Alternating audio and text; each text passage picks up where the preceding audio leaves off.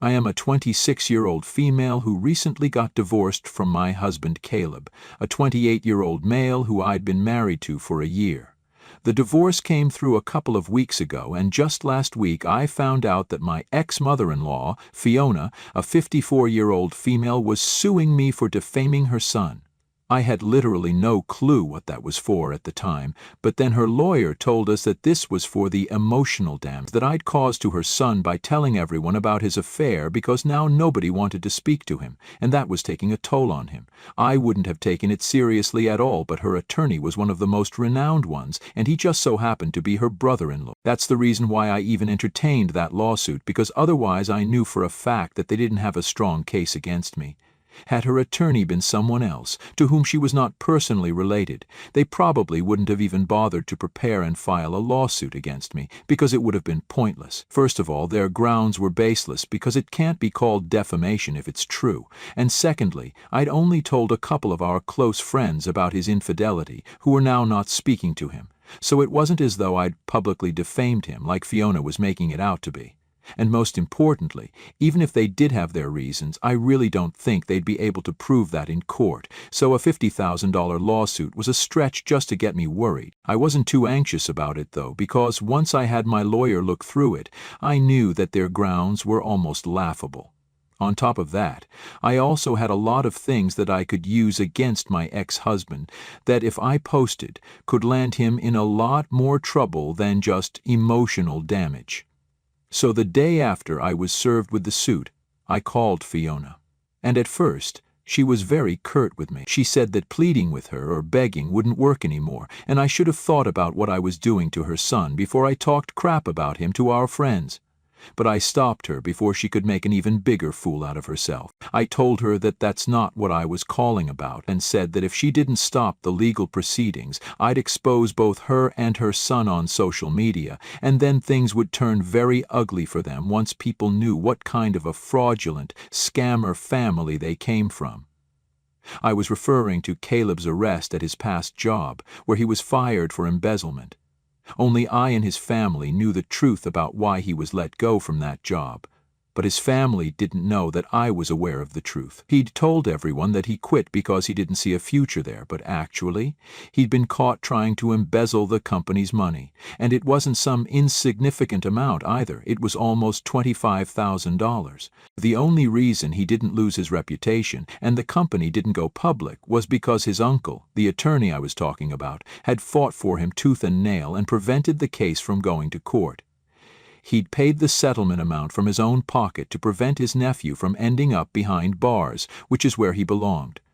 His uncle was the reason the news of his fraud was quashed before it got out of control, and that's why he even has a job now. Caleb's been working at one of his uncle's friends' firms for the past couple of years, so that someone can keep an eye on him, but he can also have a respectable position, so everything worked out well for him in the end.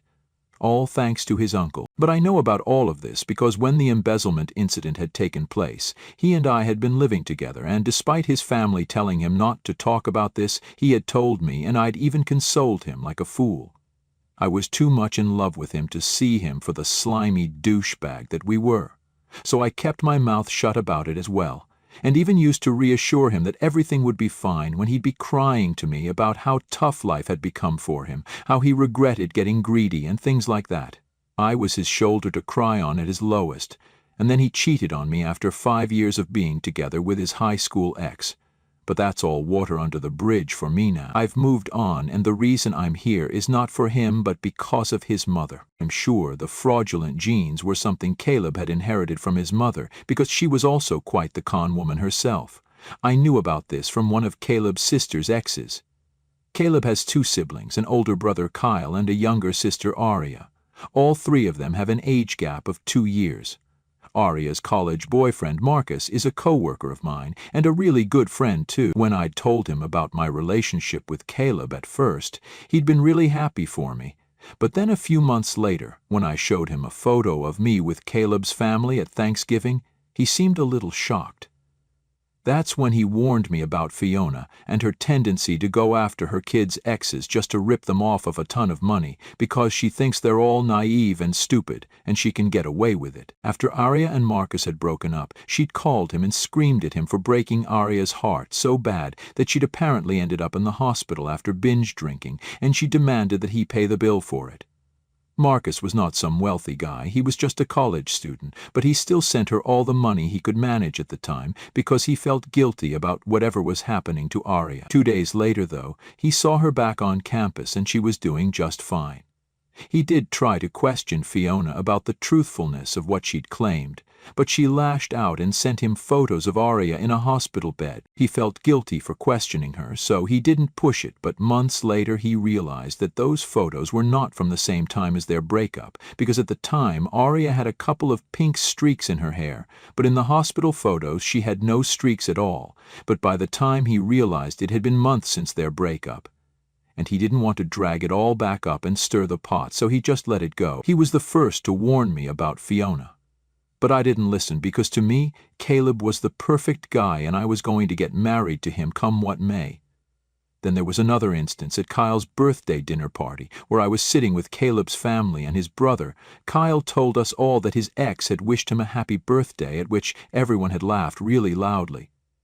Then Caleb said something like a joke about her having to pay for her sins in the past, and then his mother said literally, and they all laughed again. It felt like an inside joke that I wasn't in on. I didn't understand what was so funny, so I'd asked about it on the way home, and Caleb had said that it was just an inside joke, so I didn't need to worry about it. Now I know that they must have pulled some similar crap with his ex as well, so this was their family's pattern: to harass and rip off their exes with Fiona's help after each and every breakup, to take advantage of their naivete. It was only after our divorce that I realized what all this was really about, and that I should have listened to Marcus and taken those jokes a lot more seriously than I did back then. But anyway, this was what I meant when I told Fiona that if she didn't take back the lawsuit, then I'd be exposing her and her son online, and that wouldn't be pretty. It wasn't because I was afraid of having to go against them, but I just really didn't want the hassle of going through the trouble of negotiations again so soon after my divorce had been finalized. I was exhausted, and it was mostly because of Caleb and his family, since they'd been absolutely horrible to me throughout the divorce, and didn't leave any opportunity to make cryptic posts to insult me, which I never said a word about because it wasn't worth it. But even that could be considered defamation if it really came down to it. So on the phone call, I told Fiona that if she didn't take back that lawsuit, then I'd tell the world about her and her family's cons. She got all huffy and nervous and then disconnected the call after calling me some names, but a few days later she did take back the lawsuit. I thought that that would be the end and I wouldn't have to hear from her or her son again afterward, but yesterday Caleb showed up at my door and was furious with how I'd treated his mother. He told me that me threatening him was a disgusting move and that it just showed that he'd been right to dump me for a better woman. I was already pissed off, so I told him to shove off and slammed the door in his face. But he continued to scream at me loudly from right outside the door. I would have called the cops on him, but I thought it was going to backfire because he was actually accusing me of blackmailing his mother. He said that if I was so sure of myself and knew that I had no fault in this, then I should have gone ahead with the lawsuit and duked it out legally. But instead I called her and threatened to expose them all, which is the phrase I'd used, and he told me that it sounded a lot like blackmail, and that if that's what I was intending to do, then I should probably just give up on the idea that I'm better than them somehow, because I'm not. He said this to taunt me, and then said some more things about how his mother had always looked out for her kids, unlike my parents. So I wasn't used to this. He was referring to my strained relationship with my own parents, since we're not very close, after a couple of bad fights, and that was a low blow, so I told him to go away. Then he went off topic and started yelling at me about how I'd taken everything away from him, referring to the house, which I got to keep in the divorce, and also the car. I tuned out at that point, because these things I'd already heard over 1,000 times over the course of the divorce, but the thing he said about blackmail kind of stayed with me even after he left. I guess I hadn't thought of it that way, but when he put it like that, I suppose that's what it really was. I don't know now what I'm supposed to do, because I was just trying to protect myself, and it seems like it's backfired. I don't understand how to go about this. Am I the a-hole for telling my ex-mother-in-law that if she didn't take back her defamation suit, then I'd expose her and her family's cons to everyone online? Update 1. Hello, you guys. Thanks for all the help and advice. It means a lot to me that so many of you commented on my post and stuff. I'm very grateful that a lot of you supported me. I mean, I guess what I did technically falls under the general category of blackmailish behavior, but it's not like I'm in the wrong anyhow. The only reason she even took back the suit was because she knew she'd get screwed over if she went ahead with it. I can sue her, I can get Marcus to sue her and talk to all the other exes about this, but I don't want to. It would be the right thing to do, and a lot of you have suggested that I do exactly this. Talk to all the other exes and then together file a petition against Fiona and her kids, but that's a lot of work to put in for something I just want to forget and move on from. I don't know if it makes me a bad person or whatever, but I'm not a vigilante, and neither am I interested in being one at the moment.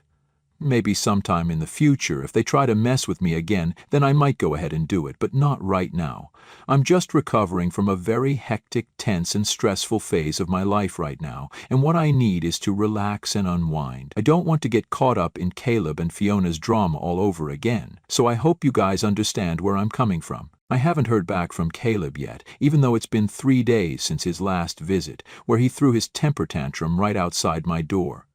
So it's either that he's forgotten or chosen to let this thing go, or maybe he's planning something. I think the first is very unlikely because he and his family are clearly suckers for any sort of drama and will do everything in their power to create some, even if it's themselves, that they're making a total and complete fool out of. I already saw that petty side of theirs during the divorce, so I'm expecting something bigger and better this time since I've picked a fight with the biggest goon of the lot, my mother-in-law. She's not going to let this go, and I know it. I've really insulted her by threatening her, and now that their teeny tiny egos are hurt, they'll do everything in their power to hurt me or humiliate me. I've kept my lawyer on hold in case things get out of hand, even though I'm planning to avoid suing them as far as I can, because I don't have that sort of time and energy, and frankly, I don't want to spend a ton of money again on this. I'm just praying for the best right now because there's nothing else I can do. Update 2. Okay, so I was right about them having something worse for me in mind than just letting me off the hook with a phone call or some half-hearted lawsuit that they'll know they're going to lose. They decided to drag my parents into this, and it was a disgustingly low move. Since I've already mentioned that my relationship with my parents is not the best, I'd mentioned in my original post that Caleb was already picking on me about it and trying to make me feel bad about it the last time we interacted, and this time they doubled down on it. It's sickening, and I still can't believe they did so. For context, my parents and I have never been on the best terms anyway. Right from when I was a kid, I knew that they weren't exactly ready to have me and were mostly taking care of myself.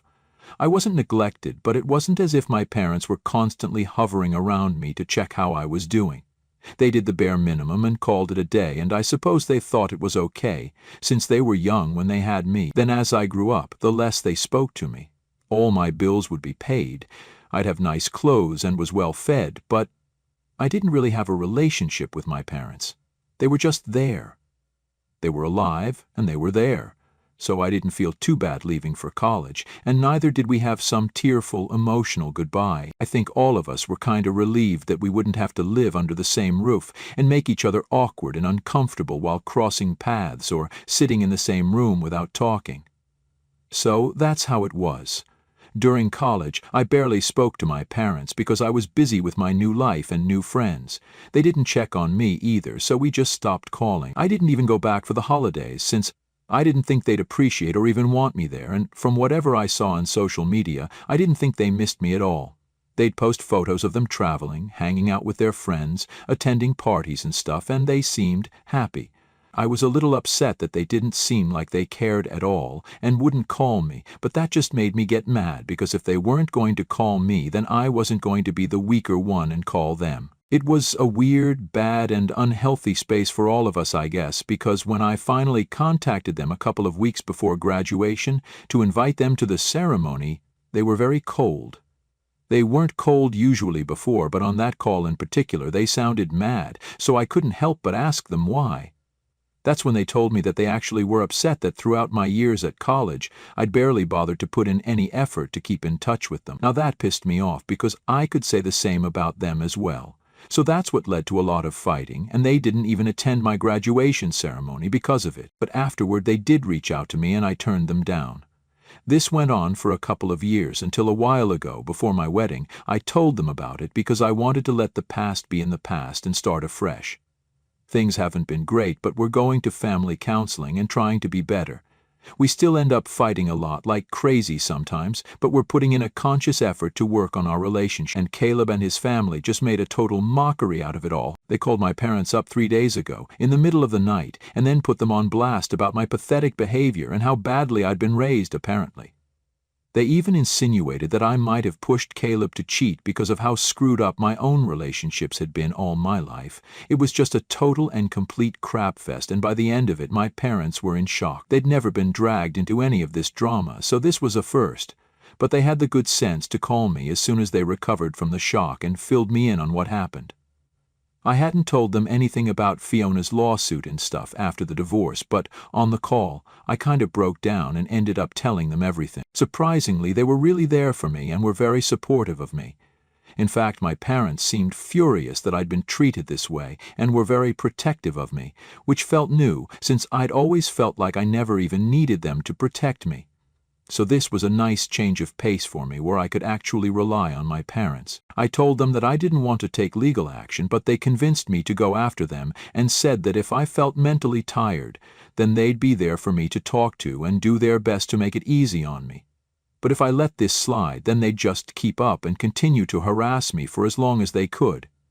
So I had to set an example and make sure they don't have the opportunity to do this again. I'm already in talks with my lawyer and we're going to sue them for harassment, I think. Update 3. Hey guys, so I'm sorry I'm so late with this update, but with all the hassle of the lawsuit and stuff, I'd forgotten to post here. And I'd also forgotten the password to this account since I'd created it as a throwaway one. I had posted an update separately, but now that I've finally managed to remember the details and log back in, I'll post one here too. I went ahead with the lawsuit like my parents told me to, even though I'd said I didn't want to take any legal action because it'd be too much, and about 2 weeks ago, we finally settled out of court. They're the ones who had to pay me $10,000 for all the emotional distress they'd caused me, and even my parents. This is not where their troubles end though, because once I'd told my parents everything and they'd supported me, I'd also told them about the scam Fiona had tried to pull by involving her lawyer brother-in-law and sending me some bogus lawsuit just to force me to entertain it and then give them a ton of money for nothing. I told them about the past instances of my husband's dishonesty at work and Fiona's tendency to try and rip off her kids' exes as payback. It was pretty messed up, and my parents told me that since I was going after them anyway, I should probably tell Marcus about it to do that, and even though he didn't go after them legally because it had been such a long time, he made a post about it on social media, and it blew up because apparently they'd been running this scam for ages, and it had happened to all of their exes. Fiona had been involved in ripping off all, and I mean every single one of her kids' exes, regardless of what financial background they came from or what their age was. This family didn't even spare their high school exes, which was ridiculous to even think of, and it was always the same tactics: emotional manipulation, lies, and then guilt-tripping. Sometimes it was a small amount, but sometimes, like with Marcus, it was a substantial amount with the hospital bills that he'd been forced to cough up. It was crazy how long this had been going on, and even crazier that all of us had tried to keep this quiet because that family had made us think we were somehow the bad guys here. But long story short, they're getting a lot of hate on social media, and it got to the point where they pretty much had to deactivate all their accounts because they couldn't defend themselves from all the trolling. It wasn't just the exes, but their exes' friends and stuff also who joined in and were actually demanding the money back from them. It's become a whole thing now, and I love how nasty everyone's being to them because this is just like giving them a taste of their own medicine. I suppose when Fiona and Caleb tried to mess with me, they really overplayed their hand, and now they're regretting everything because not only did they have to pay me back, but now it seems that they might have to return all the money they'd scammed people out of. No wonder their family was so well off. I'm sure they've been just as dishonest in their jobs as well, just like Caleb had been. There's not a decent bone in their body, and this is just proof of it. But at least I'm not part of that family anymore. I've managed to get a restraining order against them too, so I'm not worried about them bothering me after this either. And I'm glad that this gave my parents and me an excuse to kind of get back on better terms, because ever since that phone call they made to harass my mom and dad, we've all been a real unit and have dealt with this like a real family would, and I'm so proud of us for doing so. Life's good right now.